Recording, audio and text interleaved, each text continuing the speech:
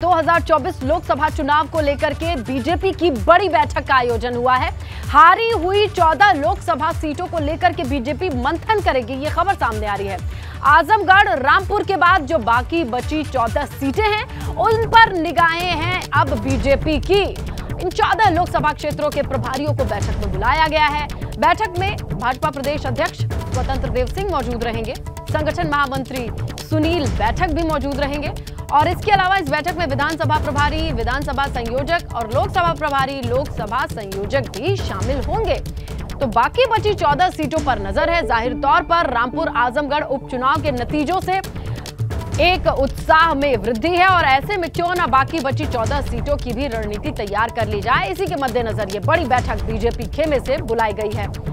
14 सीटें जो बाकी हैं उन पर निगाहें टिकी हैं, क्योंकि जब आजमगढ़ और रामपुर का किला भेदा जा सकता है तो इन 14 लोकसभा क्षेत्रों में भी मंथन के बाद विजय हासिल की जा सकती है। यही मंशा बीजेपी खेमे में। आइए समझ लेते हैं कि 2024 के लिए बीजेपी की रणनीति क्या कहती है। देखिए, 2024 को लेकर के बीजेपी की आज बड़ी बैठक है और हारी हुई सीटों पर बीजेपी नेताओं का मंथन होना है। इसके साथ ये समझिए कि हारी हुई सीटों को किस तरीके से देखें, उन पर मंथन करें, चर्चा के लिए लोगों को बुलाया गया है। आजमगढ़, रामपुर के बाद बाकी बची जो 14 सीटें हैं, उन्हीं पर निगाहें जाकर के अब टिक गई हैं। 14 लोकसभा क्षेत्रों में प्रभारियों को बैठक के लिए बुलाया गया है, उन्हें बुलावा भेजा गया है।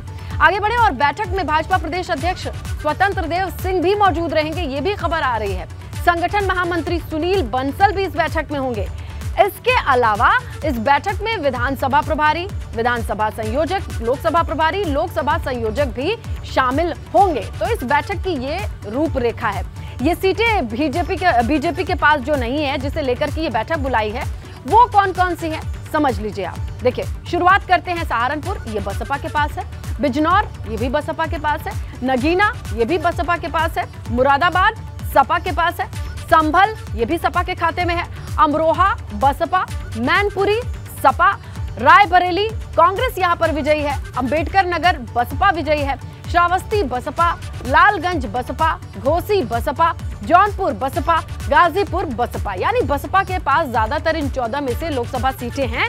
अब इन पर निगाहें बीजेपी की रहने वाली हैं और इन पे कैसे घेरेबंदी करके प्रचार प्रसार की रणनीति बनाई जाए, इसी पर निगाहें टिकी हुई हैं और इसी को लेकर के एक बड़ी बैठक बुलाई गई है, जिसमें तमाम मुद्दों पर चर्चा होगी कि इन 14 सीटों के लिए क्या किया जा सकता है, किस तरीके से रणनीति बनाई जा सकती है और तमाम जानकारी भी हम इस पर हासिल करेंगे। बिल्कुल स्नेहा, और हमारे साथ लखनऊ से शैलेश अरोड़ा जुड़ चुके हैं इस वक्त ज्यादा जानकारी के साथ। शैलेश, क्योंकि आज बड़ी बैठक भारतीय जनता पार्टी की तरफ से बुलाई गई है और सीधे 2024 पर फोकस है।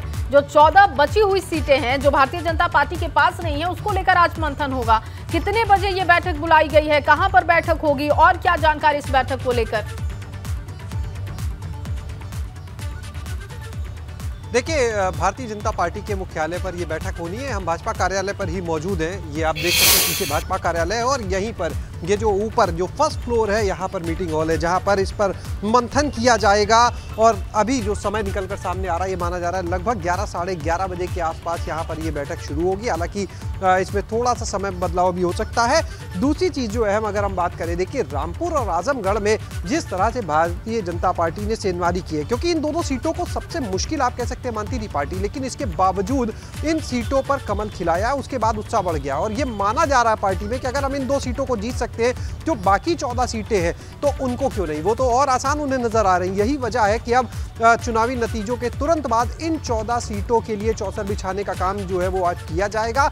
अगर इनमें बात करें सीटों का, देखिए ब्यौरा आपने दे ही लिया कि किस तरह से मुरादाबाद, संभल और मैनपुरी जो है सपा के पास है, रायबरेली कांग्रेस के पास है, घोसी, गाजीपुर, अंबेडकर नगर, सहारनपुर समेत 10 सीटें बसपा के पास है। तो इन 14 सीटों को लेकर स्ट्रैटेजी बनेगी। वहां के जो लोकसभा के संयोजक और प्रभारी हैं उनको बुलाया है, वहां पर जो अलग अलग विधानसभा के लोग हैं उनको बुलाया है और यहां पर अब एक स्ट्रैटेजी बनेगी कि 24 के लिए कैसे वहां पर जातिगत समीकरण, क्षेत्रीय समीकरण इनको साधना है। आखिर किस तरह से जो 2019 के चुनाव की बात करें तो किसके पास जो सीट गई, तो वो कौन से वोटर थे जिन्होंने वो सीट उनको जिताई है, क्या उसके फैक्टर्स रहे थे, उन पर मंथन किया जाएगा। आखिर उन फैक्टर्स में उस जो वोटर्स की श्रेणी है उसमें किस तरह से सेंधमारी की जाए, किस तरह से उन वोटर्स को भाजपा के पक्ष में लाया जाए, इसके ऊपर मंथन किया जाएगा। क्योंकि लगातार अगर हम जो रामपुर और आजमगढ़ की बात करते हैं तो इनमें 2-3 चीजें हैं जो देखने वाली हैं कि कहीं ना कहीं अगर हम आजमगढ़ की बात करते हैं तो वहां पर आप देखिए कि बसपा ने जो कहीं ना कहीं गुड्डू जमाली ने बसपा प्रत्याशी ने वोट काटे, उसका नुकसान साफ तौर पर सपा को हुआ है। रामपुर में बात करें तो मुस्लिम आबादी बहुत ज्यादा है, लेकिन सिर्फ 2 प्रत्याशी थे, सपा और भाजपा, और इसके बावजूद भाजपा ने वहां पर बहुत ही शांदार जीत दर्ज की। और सबसे बड़ी बात यह है कि जो बाकी बची 14 सीटें हैं उनमें प्रमुखता से बसपा की सीटें ही आती हैं। ऐसे में एक तरफ मायावती भी अपनी रणनीति बना रही हैं, दूसरी तरफ बाकी बची 14 सीटों पर जिन सीटों पर बीजेपी की नजर है उनमें ज्यादातर बसपा के सांसद काबिज हैं। यानी कुल मिलाकर के बसपा और बीजेपी के बीच ये तकरार बढ़ी हुई मिलेगी 2024 में। आप हमारे साथ बने रहिएगा, चलिए आगे भी जानकारी आपसे लेंगे क्योंकि लखनऊ से अगली बड़ी खबर है। ओम प्रकाश राजभर का अखिलेश यादव पर निशाना सामने आया है। अखिलेश यादव ने 2022 के चुनाव की गलतियों से सीख नहीं ली है, ये कहना है ओम प्रकाश राजभर का। एक बार फिर से आखिरी वक्त में प्रत्याशी देने की गलती दोहराई है, ये कहना है ओम प्रकाश राजभर का। अखिलेश ने जिस दिन इस्तीफा दिया उसी दिन प्रत्याशी घोषित करते ना, ये कह रहे हैं अखिलेश के लिए ओम प्रकाश राजभर। और प्रचार के लिए नहीं निकलना वरना 8,500 वोटों का अंतर नहीं होता। हमने आजमगढ़ में 12 दिन सभा की और वो एसी में बैठे रहे। ये देखिए कठोर शब्दों का इस्तेमाल कर लिया है ओम प्रकाश राजभर ने। अखिलेश यादव संगठन को साथ लेकर चलने की आदत डालें। अखिलेश माने या नहीं, अपनी गलती से वो सरकार में नहीं आए हैं, ये भी बड़ा आरोप लगा दिया है। अखिलेश यादव को विरासत में राजनीति मिली है, जनता वोट देना चाहती है लेकिन ये लेना ही नहीं चाहते। बहुत टफ वर्ड्स को यूज कर लिया है ओम प्रकाश राजभर ने और कहते चले गए, नसीहत देते चले गए हैं अपने ही सहयोगी जिनके साथ चुनाव लड़े अखिलेश यादव के लिए नसीहत पे नसीहत दे डाली। कहते हैं कि राजनीति विरासत में मिली, माने या नहीं माने वो अपनी गलती से सरकार में नहीं आए हैं। और कई सारे नसीहत, जो बड़ी तीखी नसीहत है, वो उन्होंने अखिलेश यादव को दे दी है। जनता वोट तो देना चाहती है लेकिन अखिलेश लेना ही नहीं चाहते हैं, ये भी कह डाला ओम प्रकाश राजभर ने। सीधा रुख करते हैं हमारे सहयोगी शैलेश का। शैलेश, सच बोलना ठीक है लेकिन अपने साथी के लिए पब्लिकली ये सच बोल देंगे तो फिर आगे कैसे चलेंगे? चलेंगे भी कि नहीं चलेंगे? देखिए, पहली बार नहीं है जब ओम प्रकाश राजभर ने मोर्चा खोला हो अखिलेश यादव के खिलाफ। जब विधानसभा चुनाव 2022 के नतीजे आए थे तब भी इसी तरह से ओम प्रकाश राजभर ने बात खुले शब्दों में कही थी कि अगर एसी कमरे में बैठे रहेंगे तो यही हश्र होगा और एसी कमरे से बाहर निकलना होगा। उन्होंने अपना उदाहरण दिया था, उन्होंने कहा था कि हम तो बहुत छोटे दल हैं उनके मुकाबले, लेकिन इसके बावजूद हम संगठन को मजबूत करने में लगे और उसका नतीजा है जो इस बार सीटें हमने जीती है विधानसभा चुनाव में, तो उसी का नतीजा है। वो ये कहते हैं कि हमारी मेहनत है और लगातार उसके बाद उनका ये दावा है कि हम संगठन के लिए काम करते रहते हैं, एक एक दिन में 4-4 सभाएं करते हैं। लेकिन समाजवादी पार्टी के जो अध्यक्ष हैं अखिलेश यादव, वो एसी कमरे में बैठे रहते हैं, वो लोगों के बीच में नहीं जाते, संगठन को मजबूत करने के लिए काम नहीं करते। इस तरह के आरोप देखिए लगातार ओम प्रकाश राजभर लगाते रहे। उसके बाद जब अभी रामपुर आजमगढ़ के नतीजे आए तो अब कहीं ना कहीं ओम प्रकाश राजभर जो है उनके तेवर और ये सवाल है कि क्या अखिलेश यादव ओम प्रकाश राजभर से भी नहीं मिलते क्या? ये तमाम बातें तो इन पर्सन में अपनी राय, सुझाव, मशवरा अगर दो साथी हैं तो दे सकते थे, पब्लिक प्लेटफॉर्म पे ये वो बात कहते हैं। देखिए, एक बार हम आपको बताएं कि जिस समय अभी विधानसभा का सत्र चल रहा था उस दौरान हमारी ओम प्रकाश राजभर से मुलाकात हुई और उसके बाद भी मुलाकात हुई और तब उसी दौरान आपको ध्यान होगा कि जो विधान परिषद के लिए नामों का ऐलान हुआ था, राज्यसभा के लिए नामों का ऐलान हुआ था, तब हमने जब उनसे चर्चा की कि आखिर सुभाषपा की बात करें तो कितनी उससे राय मशवरा हुआ, कितना उनसे पूछा गया इन चीज़ों को लेकर, क्योंकि सहयोगी दल है। तो ऐसे में उनका साफ ये कहना था कि हमसे कोई ऐसा खास मशवरा नहीं होता है और समाजवादी पार्टी जो है उन्होंने अपने स्तर पर चीजें तय की है। तो कहीं ना कहीं देखिए, अंदर अगर बात करें एक गठबंधन जरूर हुआ, लेकिन उसके बाद अंदर चीजें इस स्तर की नहीं दिखती हैं कि एक दूसरे से राय मशवरा करके कोई स्ट्रेटजी बनाई जाए, रणनीति बनाई जाए। हालांकि इसके बाद जब आजमगढ़ का चुनाव था तो धर्मेंद्र यादव का प्रचार करने के लिए गए ओम प्रकाश राजभर, उन्होंने कहा कि भले ही नाराजगी है कुछ चीजों को लेकर, लेकिन फिलहाल वो सपा के साथ हैं और तब तक रहेंगे जब तक अखिलेश यादव खुद बाहर जाने के लिए नहीं कह देते हैं। और उन्होंने कहा कि हम प्रचार भी करेंगे। हालांकि इस बीच में अगर आपको ध्यान हो, एक ट्वीट आया था उनके बेटे का का जो पार्टी के पदाधिकारी भी है अरविंद राजभर, जब विधान परिषद के टिकट बांटे गए तो उन्होंने अरविंद राजभर तो उन्होंने वहां पर देखिए एक नाराजगी भी जताई थी कहीं ना कहीं, और उसमें साफ लिखा था उस फैसले से वो संतुष्ट नहीं थे। बड़े शायराना अंदाज में लिखा था, उसमें शेरो शायरी के जरिए लिख दिया था।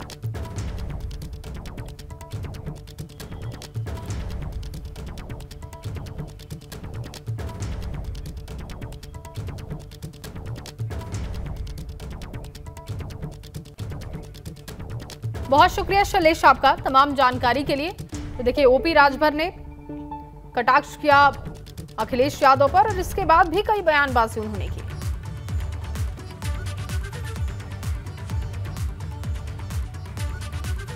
चलिए आगे बढ़ते हैं। उत्तर प्रदेश में बुलडोजर एक्शन को लेकर आज एक बार फिर सुनवाई होने वाली है।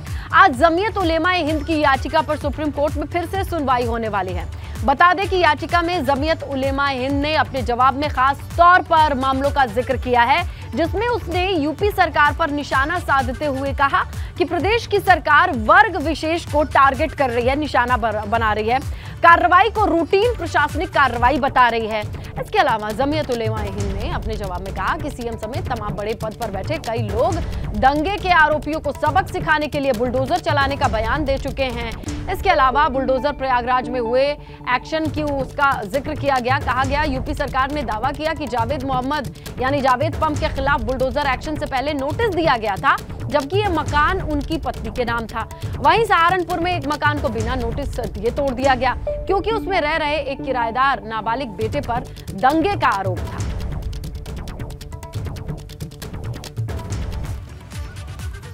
तो देखिए बुलडोजर पर सुप्रीम बहस क्या है। देखिए बुलडोजर के एक्शन पर रोक की मांग की गई है। जमीयत उलेमाए हिंद इसकी तरफ से हलफनामा दिया गया है और आज की बात करें तो इसी हलफनामे पर बहस की प्रक्रिया होगी।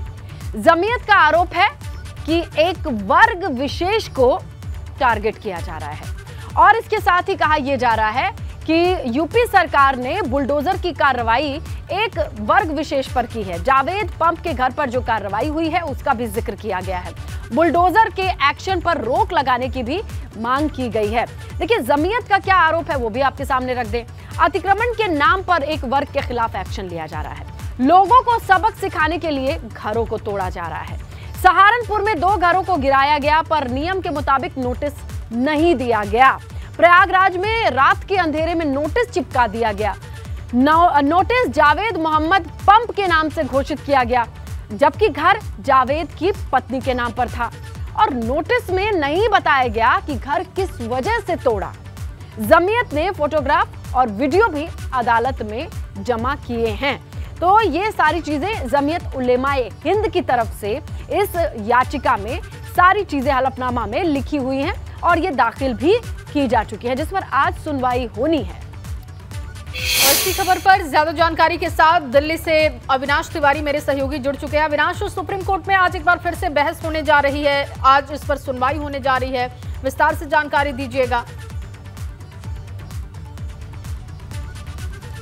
जी देखिए, अगर बात करें तो जब पहली दफ़ा सुनवाई हुई थी इस पूरे मामले में तो उत्तर प्रदेश सरकार ने कहा था कि वो पूरी कार्यवाही कानून की प्रक्रिया के तहत कर रही है और तमाम सारे नियमों का पालन किया जा रहा है। उसके बाद उत्तर प्रदेश सरकार ने हलफनामा भी दायर किया था जिसमें तमाम सारी कार्यवाही का जिक्र करते हुए कहा था कि उसने तमाम सारी कार्यवाही नियम के अनुसार की है और जितने भी लोगों का घर तोड़ा गया है वो दंगे में कहीं ना कहीं शामिल रहे हैं और उनको बाकायदा नोटिस दे करके ही घर को तोड़ा गया है। लेकिन उसके बाद जमीयत उलेमा हिंद ने की ओर से भी कल अगर बात करें तो सुप्रीम कोर्ट में हलफनामा दे दिया गया है, जिसमें खासतौर से अगर बात करें तो उत्तर प्रदेश के प्रयागराज और सहारनपुर 2 ऐसे मामले हैं जिन मामलों का जिक्र किया गया। खासतौर से प्रयागराज में जावेद पंप का जो घर गिराया गया उसकी बाकायदा वीडियोग्राफी और इसके अलावा अगर बात करें तो फोटोग्राफ्स भी दिए गए हैं कि जिस दिन घर गिराया गया उसकी घटना के एक दिन पहले शाम को घर के बाहर नोटिस चिपकाई गई और घर जबकि जावेद पंप की पत्नी के नाम था लेकिन जावेद पंप के नाम पर नोटिस दे करके अगले दिन घर गिरा दिया गया। तो इस बातों का जिक्र किया गया है। आज अगर बात करें तो सुप्रीम कोर्ट तमाम सारे साक्ष्यों को देखेगा। उत्तर प्रदेश सरकार के हलफनामों को सुप्रीम कोर्ट पहले ही देख चुका है। आज जमीयत उलेमा हिंद के हलफनामे को देखेगा और उसके बाद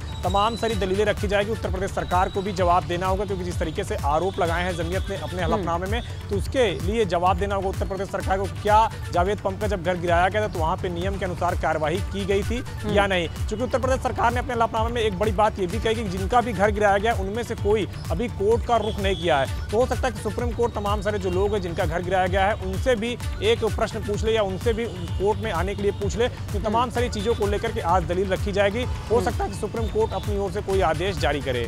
बिल्कुल, देखिए ये तो सच है अविनाश की हमने भी कैमरे में दिखाया था कि रात के 11 बजे नोटिस चस्पा किया गया था। उस नोटिस को भी हमने देखा था कि उसमें जिक्र जावेद पम्प का था। देखना होगा कि उत्तर प्रदेश प्रशासन की ओर से इस पर क्या सफाई दी जाती है, क्या चीजें निकल करके इस सुनवाई से सामने आती है। आप नजर बनाए रखिएगा अविनाश।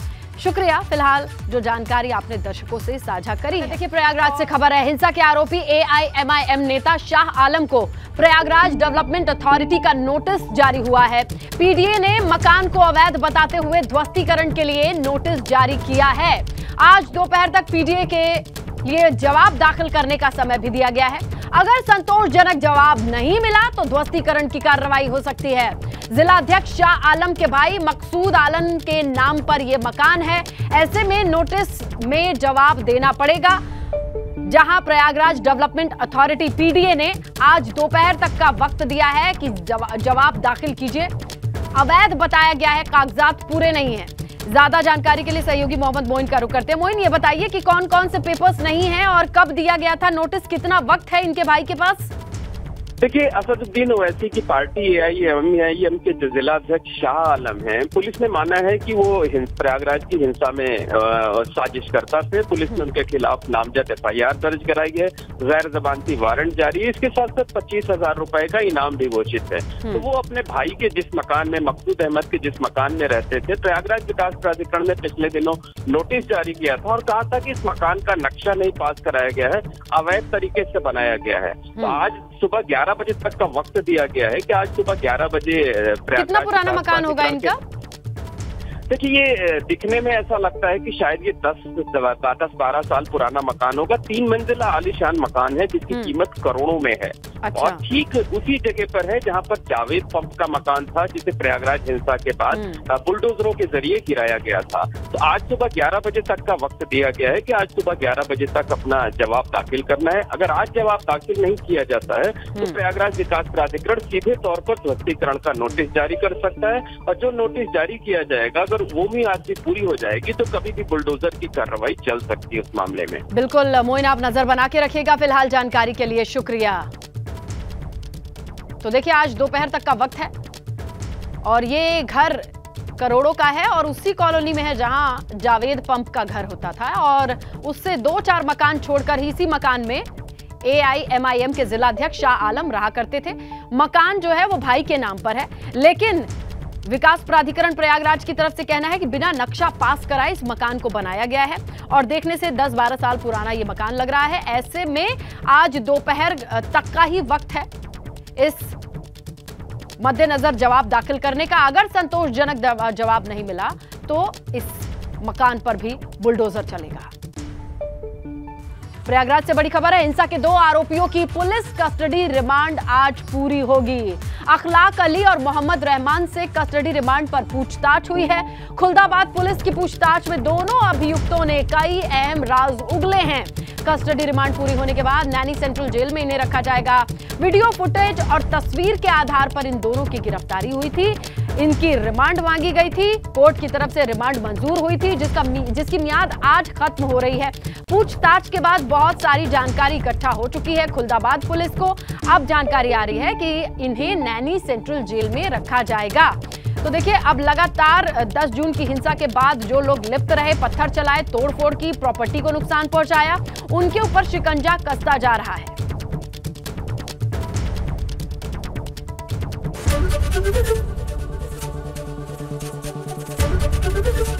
ABP गंगा, खबर आपकी, जुबान आपकी।